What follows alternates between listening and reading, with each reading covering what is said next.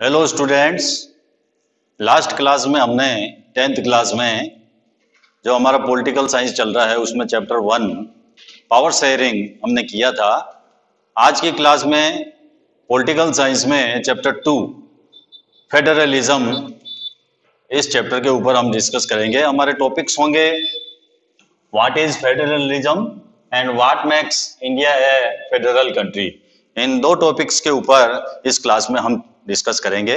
चलते हैं टॉपिक के ऊपर।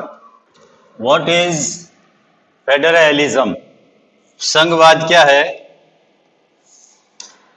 ये हम देखते हैं। Let us get back to the contrast between Belgium and Sri Lanka that we saw in the last chapter.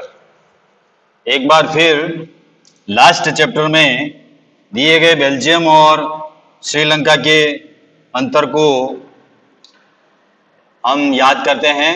You would recall, ये आपको याद होगा, that one of the key changes made in the constitutions of Belgium was to reduce the power of the central government. तो ये आपको याद होगा, Belgium के संविधान में जो प्रमुख चेंजेज किए गए उनमें सेंट्रल गवर्नमेंट की शक्ति में कमी करना भी शामिल था, and to give these powers to the regional governments, और ये राइट्स प्रांतीय सरकारों को दिए गए। जो स्टेट गवर्नमेंट थी उनको गिव दीज पावर्स, ये पावर्स स्टेट गवर्नमेंट्स को दिए गए। Regional governments existed in Belgium even earlier, Belgium में उससे पहले प्रांतीय सरकारें थी, रीजनल गवर्नमेंट्स थी। They had their roles and powers, तब भी उनकी अपनी भूमिका होती थी, उनका अपना रोल होता था। But all these powers were given to these governments and could be withdrawn by the central governments. पर यह अधिकार उनको केंद्र द्वारा दिए गए थे और केंद्र के द्वारा ही वापस उनको लिए जा सकते थे, विड्रॉल भी किए जा सकते थे, एंड गिवन भी उन्हीं के द्वारा दिए गए थे ये राइट्स, और विड्रॉल भी सेंट्रल गवर्नमेंट के द्वारा ही किए गए। The changes that took place in 1993 was that the regional governments were given constitutional powers that were no longer dependent on the central government. 1993 में कुछ चेंजेज हुए और प्रांतीय सरकारों को कुछ कॉन्स्टिट्यूशनल पावर्स दिए गए। इन पावर्स के लिए प्रांतीय सरकारें अब केंद्र के ऊपर निर्भर नहीं रही। Thus, Belgium shifted from a unitary to a federal form of government. तो इस प्रकार बेल्जियम ने एकात्मक शासन की जगह फेडरल फॉर्म अपना लिया। श्रीलंका कंटिन्यूज टू बी, और श्रीलंका में क्या हुआ, Sri Lanka continues to be for all practical purposes a unitary system where the national government has all the powers. Sri Lanka में व्यावहारिक रूप से अभी भी एकात्मक शासन व्यवस्था है जिसमें सेंट्रल गवर्नमेंट के पास में सारे पावर्स है। Tamil leaders want Sri Lanka to become a federal system. Sri Lanka के तमिल नेता ये चाहते थे कि देश में सच्चे अर्थों में फेडरल सिस्टम्स कायम हो। Federalism is a system of government. अब फेडरलिज्म क्या है वो आपको अंडरलाइन करना है। व्हाट इज फेडरलिज्म, संघवाद क्या है। Federalism is a system of government in which the power is divided between A central authority and various constituent units of the country. संघीय शासन व्यवस्था में सर्वोच्च सत्ता केंद्रीय प्राधिकार और उसकी विभिन्न जो यूनिट्स है उनके बीच में बढ़ जाती है। जो पावर्स होता है वो central government, central authority and various constituent units के अंदर जो है डिवाइडेड हो जाता है। पावर जो होता है इस प्रकार की गवर्नमेंट में, फेडरलिज्म में, federalism is a system of government. Government का एक सिस्टम है in which the power is divided, power divided होता है between a central authority and various constituent units of the country. Country की जो वेरियस कॉन्स्टिट्यूएंट यूनिट्स है और जो सेंट्रल अथॉरिटी है उसके बीच में पावर्स डिवाइडेड हो जाता है, तो उसको हम कहते हैं फेडरलिज्म, संघवाद। Usually, generally a federation has two levels of governments। आमतौर पर फेडरलिज्म में 2 लेवल की सरकार होती है, 2 लेवल्स की गवर्नमेंट्स होती है। One is the government for the entire country, इसमें एक सरकार एंटायर कंट्री, पूरे देश के लिए होती है। That is usually responsible for a few subject of common national interest, जिसके जिम्मे राष्ट्रीय महत्व के विषय होते हैं। कॉमन नेशनल इंटरेस्ट वाले जो सब्जेक्ट होते हैं उसके लिए सेंट्रल गवर्नमेंट जो होती है वो रेस्पॉन्सिबल होती है। The other are governments at the level of provinces, और फिर स्टेट लेवल के ऊपर या प्रोविंसेस लेवल के ऊपर गवर्नमेंट होती है that look after much of the day to day administering of their states, जो शासन के दिन प्रतिदिन के जो काम होते हैं, कामकाज होते हैं, एडमिनिस्ट्रेशन होता है, उसको वो देखती है। Both these levels of governments enjoy there powers independent of the other. सत्ता के इन दोनों स्तर की गवर्नमेंट्स अपने अपने स्तर पर इंडिपेंड होकर काम करती है।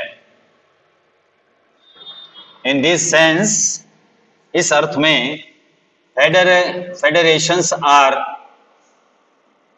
Contrasted with unitary governments. अगर इस अर्थ में हम देखें, संघीय शासन व्यवस्था एकात्मक शासन व्यवस्था से बिल्कुल विपरीत होती है, कॉन्ट्रास्ट होती है। जो संघीय शासन व्यवस्था होती है वो एकात्मक शासन व्यवस्था से बिल्कुल उलट होती है, बिल्कुल ओपोज होती है। Either there is only one level of government और the sub units are subordinate to the central government. एकात्मक व्यवस्था में शासन का एक ही स्तर होता है। जो एकात्मक शासन व्यवस्था होती है, यूनिटरी सिस्टम्स जो होता है, उसमें शासन का एक ही स्तर होता है। There is only one level of government, government का एक ही लेवल होता है, और the sub units are subordinate to the central government, और बाकी इकाइयां उसके अधीन होकर काम करती है। जो सब यूनिट्स होती है वो सबऑर्डिनेट होती है किसकी? सेंट्रल गवर्नमेंट्स की। दूसरी जो सब यूनिट्स होती है वो सेंट्रल गवर्नमेंट की सबऑर्डिनेट होकर काम करती है। The central government can pass on orders to the provincial और द लोकल गवर्नमेंट। इसमें केंद्रीय सरकार प्रांतीय या स्थानीय सरकारों को ऑर्डर दे सकती है, आदेश दे सकती है।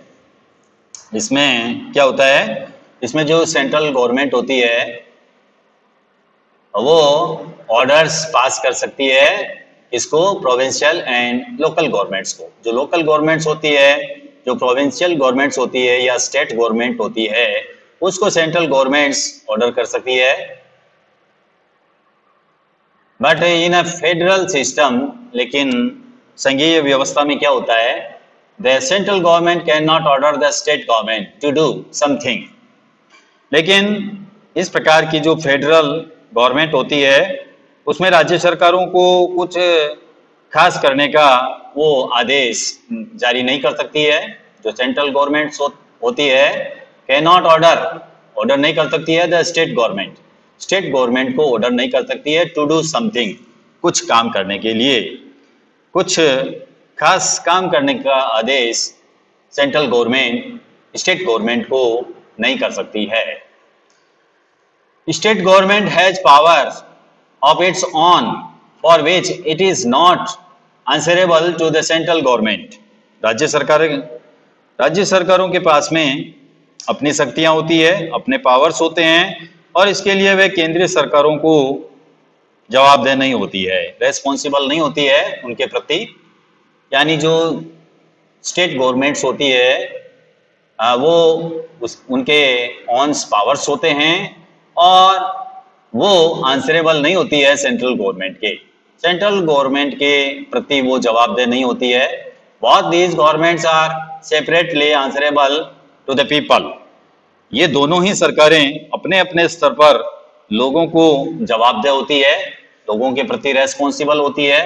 Let us look at some of the key features of federalism. Important है ये आपके। फेडरलिज्म के जो फीचर्स है, कुछ महत्वपूर्ण विशेषताएं हैं, उनको आप देखते हैं। तो ये आपके मोस्ट इंपॉर्टेंट है, इनको आपको ध्यान रखना है। फेडरलिज्म की क्या फीचर्स है, आ सकता है आपके बोर्ड एग्जाम में। तो let us look at some of the key features of federalism. Federalism की कुछ की फीचर्स को हम देखते हैं। फर्स्ट फीचर क्या है? देयर आर 2 और मोर लेवल ऑफ गवर्नमेंट। संघीय व्यवस्था में सरकार 2 या अधिक स्तरों वाली होती है। देयर आर 2 और मोर लेवल्स ऑफ गवर्नमेंट। गवर्नमेंट के यहाँ पर 2 और मोर लेवल्स हो सकते हैं। इसमें फेडरल गवर्नमेंट में, फेडरलिज्म में। तो फेडरल गवर्नमेंट में 2 या 2 से अधिक गवर्नमेंट के लेवल होते हैं। गवर्नमेंट के 2 या 2 से अधिक स्तर होते हैं, ये ध्यान रखना आपको। देयर आर 2 और मोर लेवल्स ऑफ गवर्नमेंट। दूसरी फीचर्स क्या है? Different tyres of government govern the same citizens. अलग अलग स्तर की सरकारें एक ही नागरिक समूह पर शासन करती है, but each tyre has its on jurisdiction in specific matters of legislation, taxation and administrations। इसमें अलग अलग स्तर की जो गवर्नमेंट्स होती है वो एक ही नागरिक समूह पर शासन करती है, लेकिन कानून बनाने, कर वसूल करने और प्रशासन का उनका अपना अपना अधिकार क्षेत्र होता है। यानी उनके अधिकार क्षेत्र अलग अलग होते हैं। जैसे आपके लेजिस्लेशन का मामला हो तो उसका अलग पार्ट होता है। टैक्सेशन, टैक्स वसूल करना हो तो उसके लिए अलग पार्ट होता है। एडमिनिस्ट्रेशंस के लिए अलग पार्ट होता है। तो कहने का मतलब ये है, अलग अलग स्तर की सरकारें तो एक ही नागरिक समूह के ऊपर शासन करती है, लेकिन कानून बनाने, कर वसूल करने और प्रशासन का उनका अपना अलग अलग जो है वो स्पेसिफिक मैटर्स होता है। तीसरी फीचर्स है the jurisdictions of the respective levels or tiers of government are specified in the constitutions। विभिन्न स्तरों की सरकारों के अधिकार क्षेत्र कॉन्स्टिट्यूशंस में स्पष्ट रूप से वर्णित होते हैं। जो भी इनके जो भी अधिकार क्षेत्र हैं उनका स्पष्ट रूप से कॉन्स्टिट्यूशंस में उल्लेख होता है। So the existence and authority of each tier of government is constituently guaranteed. इसलिए कॉन्स्टिट्यूशंस गवर्नमेंट के हर स्तर के अस्तित्व और प्राधिकार की गारंटी और सुरक्षा देता है। चौथी फीचर्स है the fundamental provisions of the constitutions cannot be unilaterally changed by one level of government। संविधान के मौलिक प्रावधानों को किसी एक स्तर की गवर्नमेंट अकेले चेंज नहीं कर सकती है। ये फंडामेंटल प्रोविजंस है ऑफ कॉन्स्टिट्यूशंस का कि वो जो वन लेवल की जो गवर्नमेंट है वो कैन नॉट बी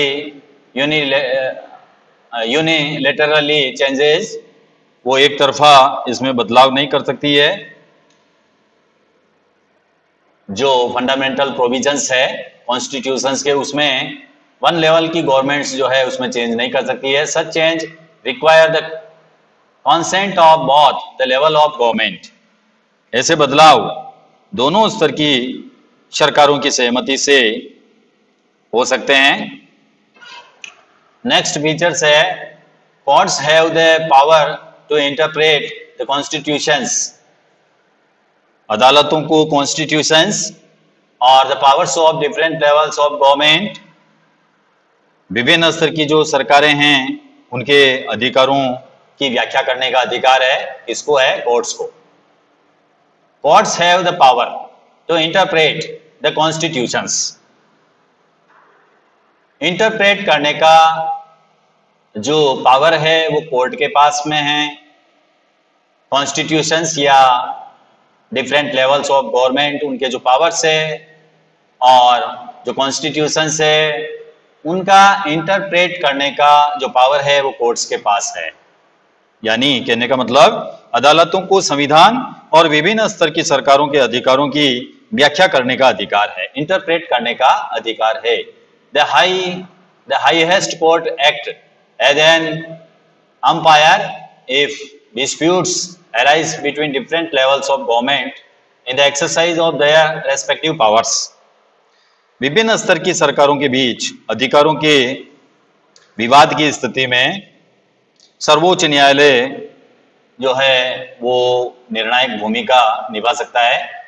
अगर डिस्प्यूट्स हो between different levels of government, अगर डिफरेंट लेवल्स ऑफ गवर्नमेंट्स में डिस्प्यूट्स है तो वहां पर हाईएस्ट कोर्ट या सुप्रीम कोर्ट जो है एक्ट कर सकता है, वहां पर अपना डिसीजन दे सकता है। ये भी फेडरल गवर्नमेंट की एक फीचर्स है कि जहां पर डिस्प्यूट्स होता है between different levels of government, वहां पर high court act as an empire, वो एम्पायर की तरह एक्ट करता है, निर्णायक भूमिका निभाता है। ये आपके फिफ्थ फीचर्स है। नेक्स्ट जो फेडरल गवर्नमेंट की जो फीचर्स है वो इस प्रकार है। Sources of revenue for each level of government are clearly specified to ensure its financial autonomy.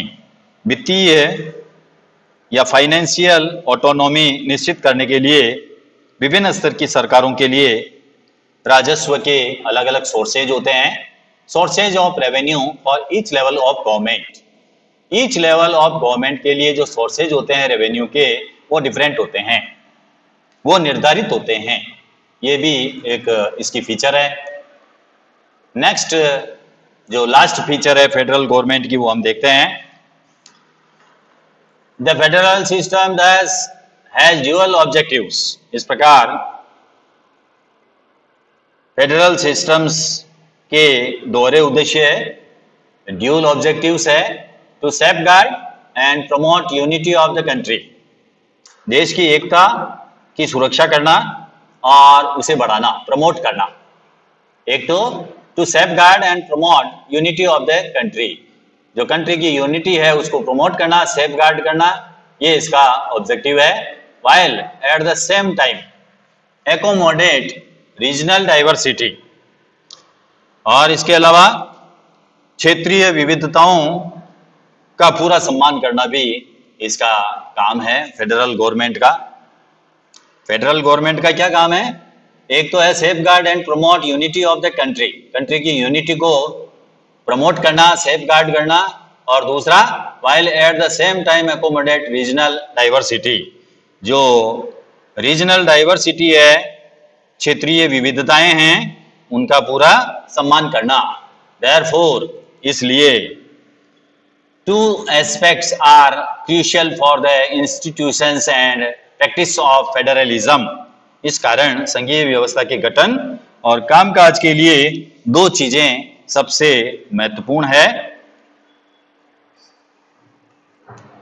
दो चीजें कौन सी महत्वपूर्ण है? Governments at different level should agree to some rules of federal government की जो 7 की फीचर है वो है the federal system thus has dual objectives। इसके ड्यूल ऑब्जेक्टिव्स है, उसके दो उद्देश्य है, दोहरे उद्देश्य है। To safeguard and promote unity of the country, एक तो कंट्री की जो यूनिटी है उसको प्रमोट करना और उसको उसकी सुरक्षा करना, और इसके साथ ही while at the same time accommodate regional diversity, और रीजनल डाइवर्सिटी का भी पूरा सम्मान करना। Therefore, two aspects are crucial for the institutions and practice of federalism. इस कारण संघीय व्यवस्था के गठन और कामकाज के लिए दो चीजें सबसे महत्वपूर्ण है। इंस्टीट्यूशंस एंड प्रैक्टिस के लिए टू एस्पेक्ट्स आर क्रूशियल। कौन कौन सी है? Government at different level should agree to some rules of power sharing. विभिन्न स्तरों की गवर्नमेंट के बीच पावर शेयरिंग के नियमों पर सहमति होनी चाहिए। जो पावर शेयरिंग के जो रूल्स है उनके ऊपर जो डिफरेंट गवर्नमेंट्स है, डिफरेंट लेवल की जो गवर्नमेंट्स है उनके बीच में एग्री होना चाहिए। They should also trust that each would abide by it's part of the agreement, और इनका एक दूसरे पर भरोसा होना चाहिए कि वो अपने अपने अधिकार क्षेत्रों को मानेंगे। An ideal federal system has both aspects. आदर्श संघीय व्यवस्था में ये दोनों एस्पेक्ट होते हैं, ये दोनों पक्ष होते हैं। Mutual trust and agreement to live together. एक तो म्यूचुअल ट्रस्ट यानी आपसी भरोसा, एक दूसरे के ऊपर भरोसा, एंड एग्रीमेंट और साथ रहने पर सहमति, agreement. Agreement to live together, live together के लिए एग्रीमेंट होना जरूरी है। The exact balance of power between the central and the state government varies from one federation to another. केंद्र और राज्य सरकारों के बीच पावर शेयरिंग का जो बंटवारा है हर संघीय सरकार में अलग अलग किस्म का होता है। ये जो पावर शेयरिंग होता है फेडरल गवर्नमेंट में, वो अलग अलग संघीय सरकार में अलग अलग प्रकार से होता है। This balance depends mainly on the historical context in which the federation was formed. ये इस बात पर निर्भर करता है कि संघ की स्थापना किन ऐतिहासिक संदर्भों में हुई है, हिस्टोरिकल कंटेक्स्ट में हुई है, ये इसके ऊपर निर्भर करता है। There are two kinds of routes through which federations have been formed.